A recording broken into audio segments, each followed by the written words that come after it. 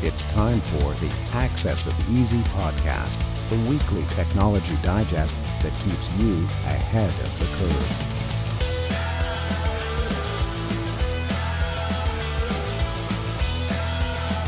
Brought to you by EasyDNS.com. Welcome back, everybody, to the Access of Easy, the latest and greatest. Data breaching, overreaching, and as always, I'm joined by my co-host and friend, Len. What's going on, buddy? How the heck are you? Are you hyped, by the way, that in the Bitcoin realm, everyone is talking about Lazarus, and me and you have been talking about Lazarus for a year and a half on this show? Does that make me hype? Nah. Nah. Because that's from the Bybit, right? Is that what you're referring to? Yeah. Whatever. It is what it is. People are late to the game. I'm more happy that I survived these tariffs. Looks like Trump has rescinded his tariffs against us, at least for a majority of the products here. So yeah, for another month. I heard there was a profanity-laden argument between him and Trudeau. Did you see that? Yeah, so one guy was angry, the other guy came out crying. That's what I saw. I don't know about you. Maybe I'm wrong. I did see that. I totally forgot. What a gong show. Listen, today the quote of the week last week, do I not destroy my enemies when I make them my friends? That was by Honest Abe. Veronica, congratulations, you get that right. This week's quote, we are all born mad and some remain so. If you know who that was by, put it in the comments. No Googling, no searching. You get your next round of renewals on Easy DNS. I can't believe that Trudeau came out teary-eyed over tariffs. Like, what world am I living in here where this is going on a regular basis? That's not even the weirdest thing that's happened in the last week. Did you watch the State of the Union? I think you watched some of it, right? No, we discussed it. No, my wife was the one that watched it. Vintage stuff from Donald that night. Unbelievable. Pocahontas references. I could cure every disease. I could cure every illness. They'd never clap for me. They hate clapping for me, let me tell you. They hate it more than anything else. Clapping for me, they'll never do it. Was that the first time they ejected somebody from that? I don't know, but that guy, I tell you, whoever's making that guy's canes is rolling in dough today, because he had the golden eagle capstone mahogany. That thing must have been worth $3,000. At least. He expensed it, of course. So it's not like he paid for it out of pocket. Some USA collectively, paid for it, I thought. So what a disaster this is turning out. Whatever. Let's dive right into these stories, Georgie. Well, why don't we just end the show there? I don't know. How can we top the beginning? Can we do of the one show story today? at least and call it quits? Sure. We'll lead off with. Do you want to dive in or anything else? Do you want to? I think this. Where are we going to start with the CTA fines? Yeah, we'll talk about CTA first. I love it. I love it. It's Orwellian stuff, right? So the Canadian Transport Agency, CTA. Now, I did a Google search on what they are, who they are. They do a lot of things, but I'm breaking it down to 3 specific items. They do dispute resolution, so they're resolving disputes between transportation service providers and users.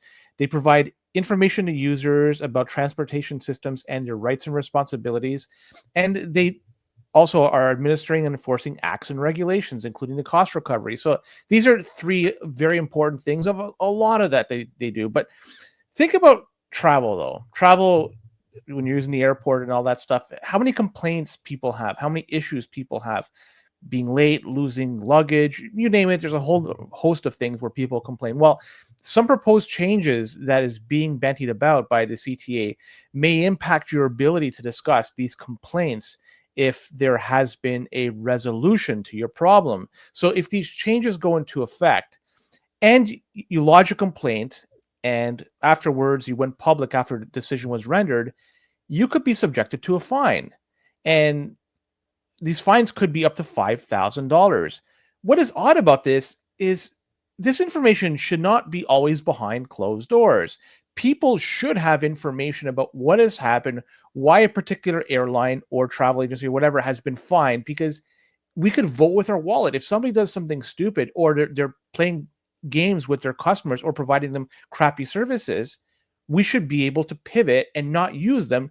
Look what's happening with the LCBO, for instance, and the tariffs That's one example that people are trying to vote with their wallet. So what I'm trying to get at here is by doing this, you're detracting people from coming out and voicing what has happened should there have been a resolution in their case. So who's going to be the loser in the end here? It's going to be the user, the traveler, you and I, Joey.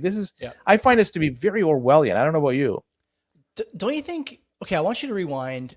I think 3 summers ago, a rash of luggage thefts was in the news, and we couldn't figure out where this luggage was going. People were losing their bags. They didn't know why the bags were disappearing. They had stuff like air tags and whatnot, ended up being able to trace the bags to this warehouse. I can't remember if this was in Canada or somewhere else, but the point that I want to make out of that story is all those people received settlements from the airlines, right?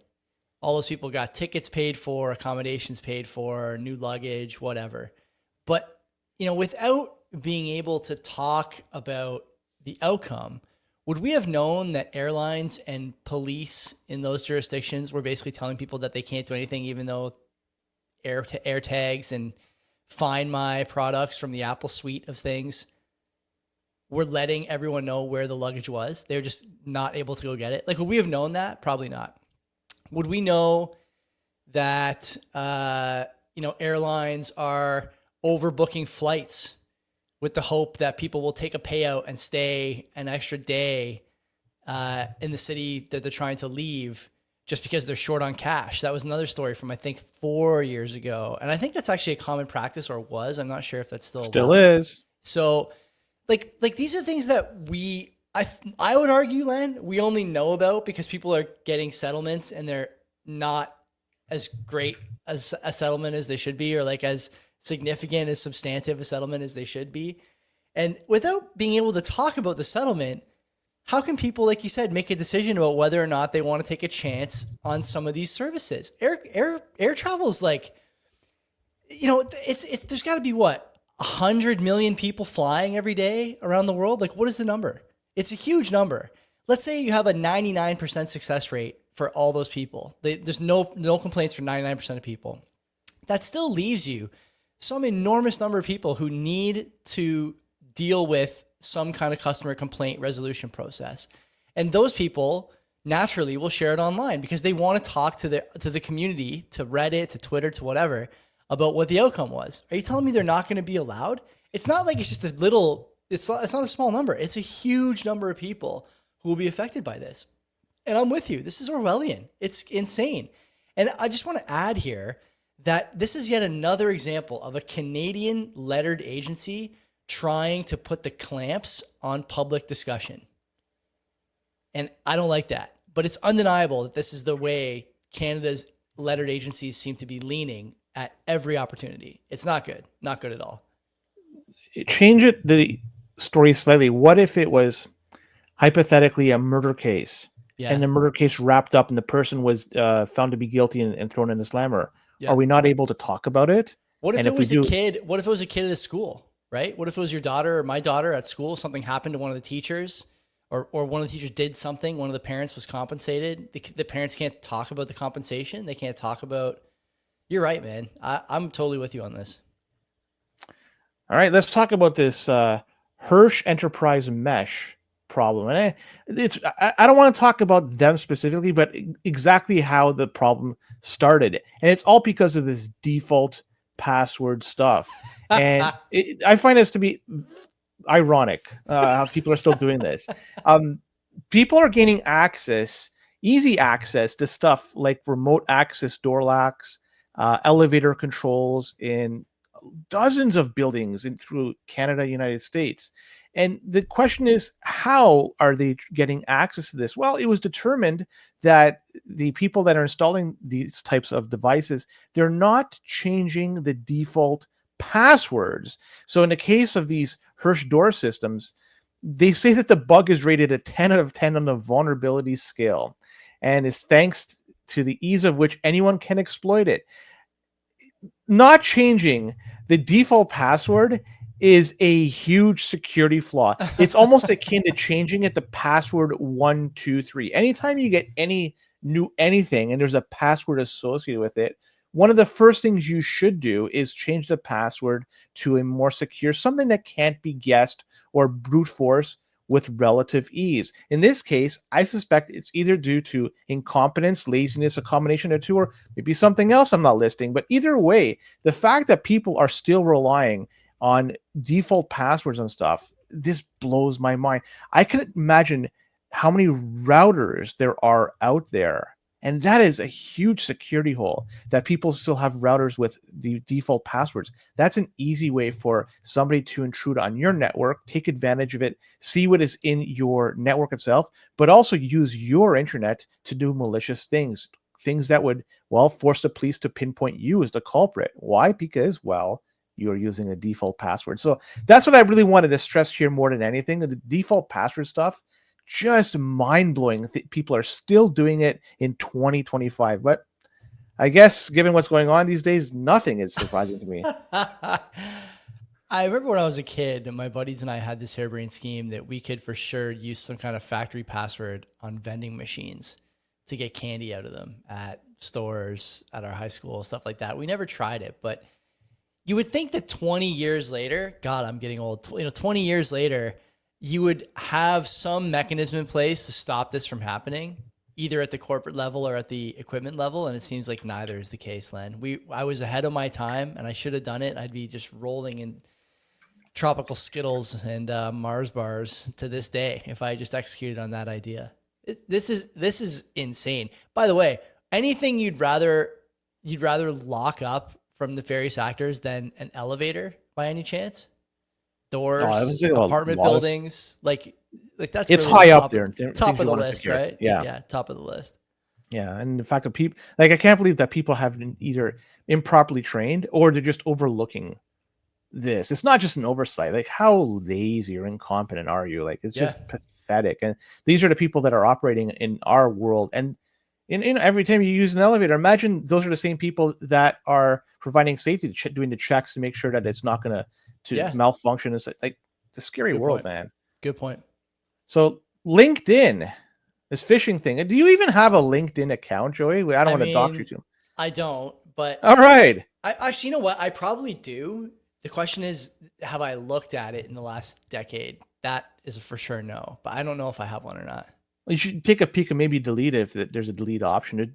If you're not using it, there's just one more access point for people to see your life, and just get rid of it if you can. But either way, LinkedIn, there's this new phishing scam out there, and they're using the spoofed LinkedIn emails to trick people into doing things. And when they click on the whatever's in the email, it delivers a remote access Trojan called ConnectWise Rat. And the phishing email, people were trying to look at this with a keen eye. And it seems like the people that are sending out this phishing email, they're using an outdated look of LinkedIn. And it's in fact so old that it's from prior to the 2020 redesign. So in my eyes, this is a very poor attention to detail by these hackers. They should do better. Either way, by clicking on the read more or reply to buttons that are embedded within the email, that triggers the download of the Connect Rat installer. But I believe at that point, still the user has to do some level of interaction to either run or install the program. So it's simply just not clicking that is going to have them get their systems compromised. They actually have to go a step further and have that program run. Who the heck is doing this? I would imagine the average LinkedIn user probably is susceptible to this. And you could, if you could base this on my tone, that I'm not a big LinkedIn guy, but either way, I still don't understand what LinkedIn is all about. I kind of try to wrap my head around it, but right, like there's much better places. Nobody knows what it's actually. Who owns it too? Microsoft owns it. Microsoft. Right. Okay. I thought it was them because they bought it not too long ago, and it was one of their big purchases. Like, this is something I suspect eventually is going to get shelved. This is not a raging success, right? And if this is making headline news, this spoofed email, and they're using outdated LinkedIn designs. Like it's I don't know.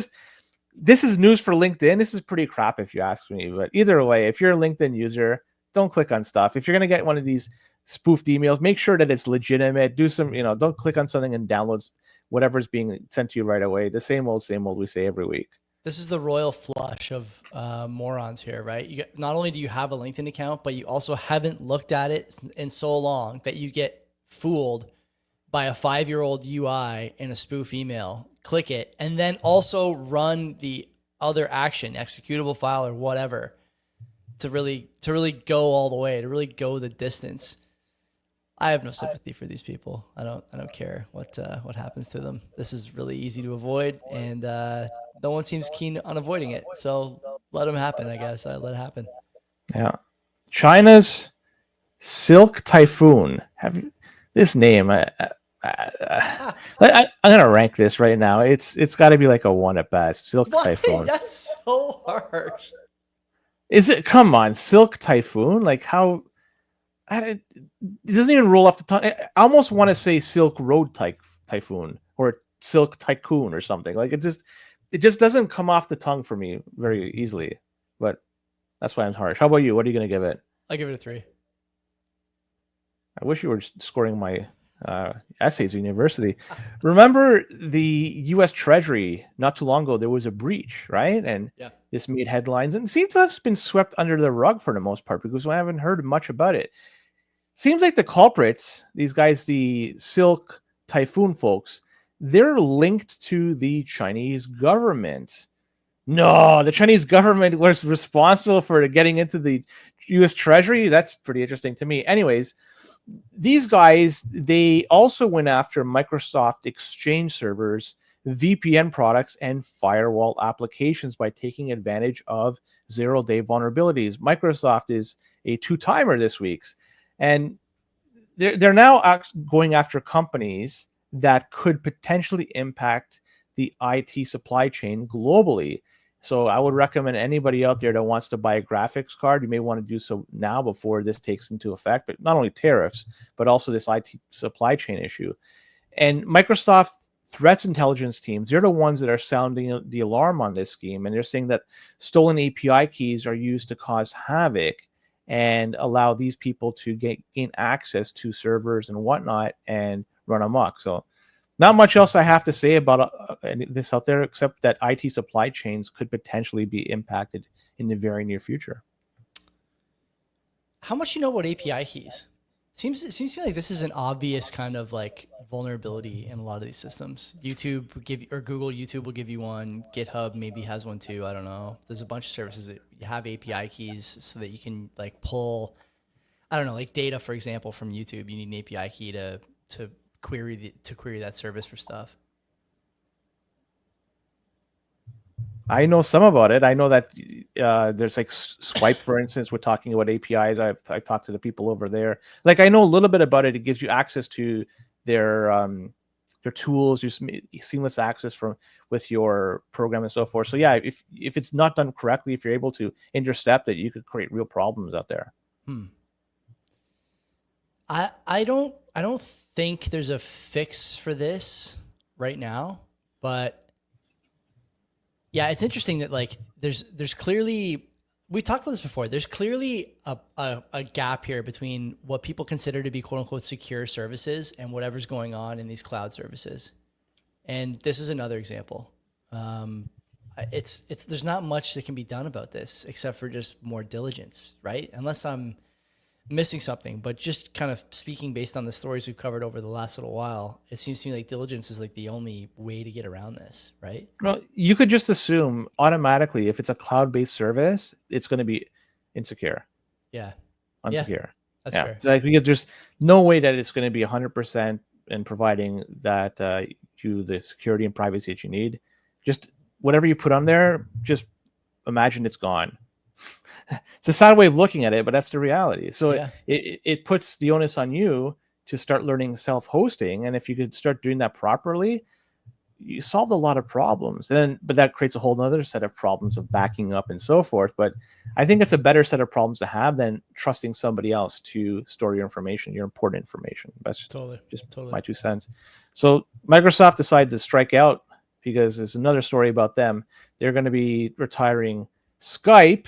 You ever use Skype in the past 10, 15 years? Yeah, when I was a little younger, we used it, but nowadays, like, you don't often see Skype because most of the time you use Skype for online meetings, obviously, right? It's not like it was never popular in the MSN days. MSN had its own MSN Messenger. I should be clear. MSN Messenger had its own webcam option, and then we basically moved right from that to texting and FaceTime inside of like 5 years. And then once we moved into like online conferencing, I think Skype might have been the leader for a year, 2 years, maybe. But then Zoom and Google Meet and all these other things really took over and became prevalent. Google Meet specifically, because when you're using Google Calendar, that is a suggestion it makes to you for the service, right? And that's, I think, always been browser-based. I don't think there's a Google Meet app on PC or Mac. I think it's all browser-based. So it's yet another sort of one-up. You don't need the Skype app. The thing that Skype got right was the phone numbers. But I think that was a paid part of the service. So to answer your question, I've used Skype, but it's been a long time since I thought to myself, I need this on my computer. Well, yeah, I think when it was in its heyday, when people were using it, was trying to avoid the long distance call charges that were applicable for landlines and cell phones. And using Skype obviously got around that because it's internet-based calling. And so it was good for its time. It did its thing. But now it's just so long in a tooth. It seems to have, it's now it's time to retire it, and that's what Microsoft is doing. In fact, May 2025 is when they plan to shutter it altogether. And they're doing this in a way to help push for Microsoft Teams. So people that are still high and using Skype, well, they're going to have to transition to something else, and Microsoft is going to be pushing Teams as the alternative. And with Teams, you could do a number of different things. Like you could do one-on-one calls, group calls, sharing of files, checking up the status if somebody is free or online. So people that are using mouse jigglers could probably get around that.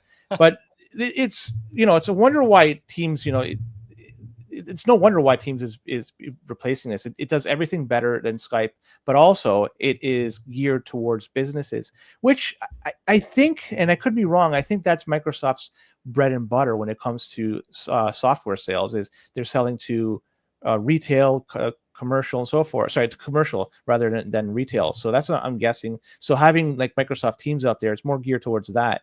And also Teams might be better integrated for Microsoft 365. I don't think Skype has any integration whatsoever for this. Then there's also Copilot, something else to consider. There's got to be some integration between that and Teams. I don't think Skype is involved with that, and Microsoft is pushing Copilot. So this is more of a corporate decision more than anything else. I'm not sure how many people are still using Skype. It's probably over the years that number has been dwindling, so I don't think this is going to impact a large number of people. But either way, this is another program that's been used quite a bit back in the day. It's being sunsetted. So see you later to Skype. Microsoft wants people using the Teams suite. The Teams suite is so successful that it was the subject part of the subject anyway, in a recent antitrust fervor that came up against Microsoft because of just Teams and Copilot and all these things that come with Windows computers. By the way, people say Teams is not good. I use Teams at work. I think it's fine. I'm not a Teams ultra power user or anything, but for what I need it, quick file sharing, group chats, quick voice calls, video calls, I use it multiple times a day, and it's basically great every time. It's a very high floor product. So Skype, again, last time I used it was a while ago. I can't imagine it was any better than any of this stuff. And it's probably the backbone, honestly, Len, for the video stuff in Teams. So, you're just basically getting rid of a name more than you're getting rid of an app, right? That's how I would frame it if I was trying to console somebody who was missing or was about to miss the Skype program. Again, it's important because they had voice over IP with phone numbers, which was nice. But I think Teams is getting that functionality too if it doesn't have it already. So, it's the world turns. What can you say? This is how tech goes. And breaking news, the strategic Bitcoin reserve bill has been, or the executive order has been signed off. How they're going to be accumulating Bitcoin? It's going to be forfeited as part of the forfeiture proceeding. So whatever Bitcoin they have forfeited, it looks like that's what they're going to be using. Bitcoin absolutely nuking in price too. Because there's going to be no talk. They're saying no cost to the taxpayer as a result of this. But it's a good time to buy, not financial advice. Just my opinion. That's it. That's just hot off the press. God bless everyone. Take care. See you next week for more in the latest and greatest in data breach and overreach. And until then, take care of yourselves. Take care.